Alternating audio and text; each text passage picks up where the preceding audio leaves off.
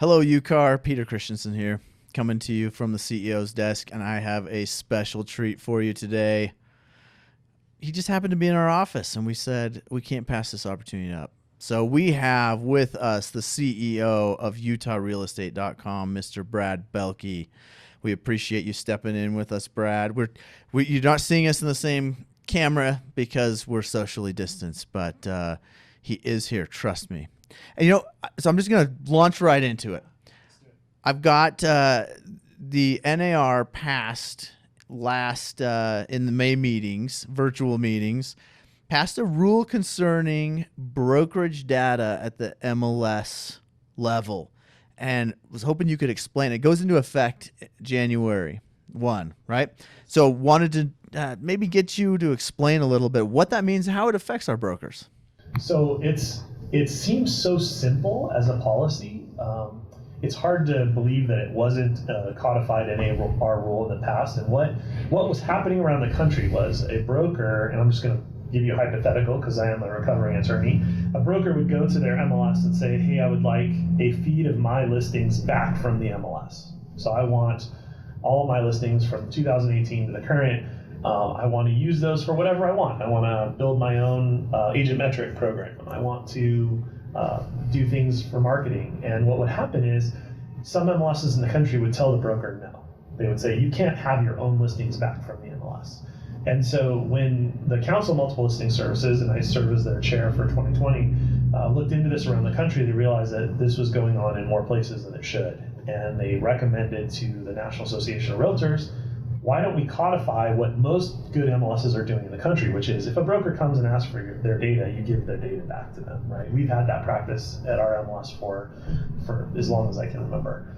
And so it's being codified. It was codified, and it will go into effect in January of 2021. But what it will also do is it will help with consolidation around the country. That's the unintended effect of it, is that if brokers really want to be a part of another MLS, they will be able to move their listings, their prior sold listings, out of that MLS to, for instance, from MLS A to MLS B, which will allow for better consumer visibility. And so what the main thing it'll do is it'll allow for better CMAs, right? Because that's when you have fractionalized data, running a CMA sometimes requires you to run it in 3 different places, pull it into a spreadsheet, and run it again based on the data. And so this will hopefully help alleviate a lot of that. Awesome.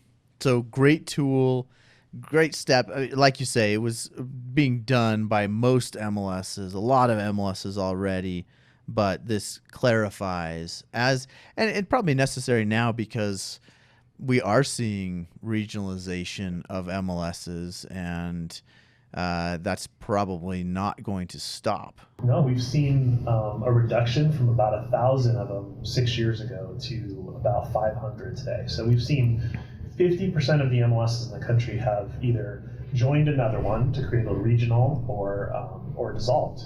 And most of the time it's just joining a regional and sharing that data. And so this helps with data sharing, it helps with data consolidation, and it's only good for the agent and broker in the long run because everybody wants to be able to price properties properly. And if you can't get the data, you can't do it. So it's a small step, but coming in 2021 is very likely to be another data policy regarding a broker back office feed.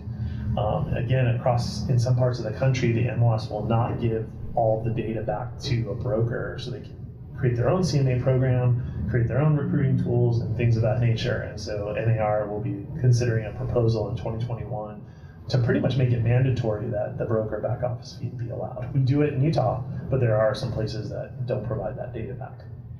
Awesome stuff. Awesome stuff. Well, thanks, Brad, for joining us.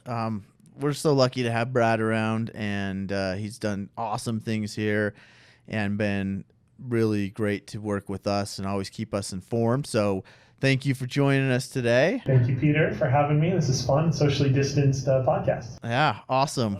Next time, hopefully we can sit next to each other. Yes. But thanks for tuning in. If you got any questions, leave them in the comments, and topic ideas, always welcome. Thanks.